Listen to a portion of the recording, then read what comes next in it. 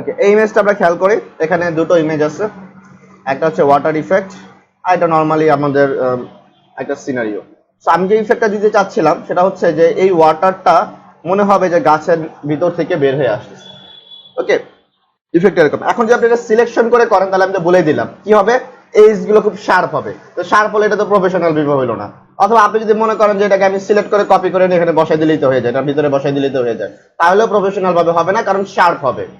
তো একমাত্র ওয়ে হচ্ছে ব্রাশ। ব্রাশ দিয়ে করলে কি হবে, সফট হবে। যদি সফট ব্রাশ নিয়ে নিব তাহলে এজ গুলো কি থাকবে, সফট থাকবে। জাস্ট এখানে এখন আমরা তাহলে কনসেপ্টটা ক্লিয়ার হই। তাহলে প্রথমে কি করব, লেয়ার মার্কসে ক্লিক করব। সো লেয়ার মার্কস এই যে আইকনটাতে everything is show.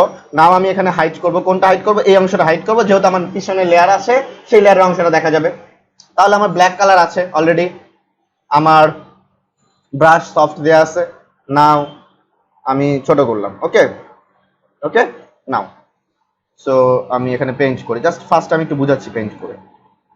So now paint paint paint.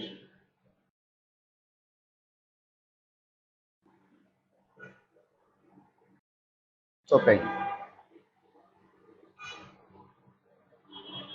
Paint. Okay, আচ্ছা এখানে ফ্লোটা কমানো ছিল, আমি আরেকবার করতেছি। ফ্লোটা বাড়িয়ে নিই, ফ্লো 100% করে নিই, এখন করি। আমাদের সলিড আসবে এটা লাইক দিস। ওকে, এই পর্যন্ত আমি মনে করেন যে সলিড রাখলাম। ঠিক আছে, কেউ যদি চান ছোট করে এই যে ভিতরের দিকে একটা দুটো করে ক্লিক করে দিয়ে দিতে পারেন। এখন আমাকে যেটা করতে হবে, নিচের ফ্লোতে কি আছে দেখেন, পানি আছে। সো যেহেতু ওয়াটার, তাহলে আমার কনসেপ্টটা কি আসবে, সলিড কালার এখানে আসবে, সলিড আসবে না।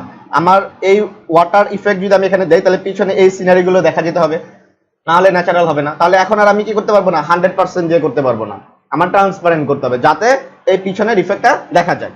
তো তার জন্য কি করবো, আমি ফ্লোটাকে কমিয়ে দিব।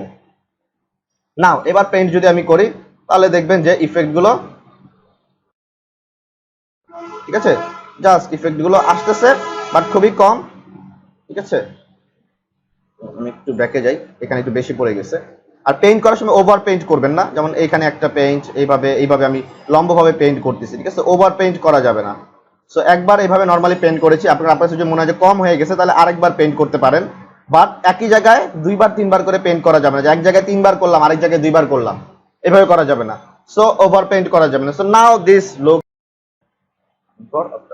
সো এভাবে আমরা কি করতে পারবো, পেইন্ট করতে পারবো। জাস্ট একটা বেসিক কনসেপ্ট, জাস্ট আপনাদের বোঝার জন্য যে কিভাবে শো এবং হাইট করে কাজগুলো করতে হয়।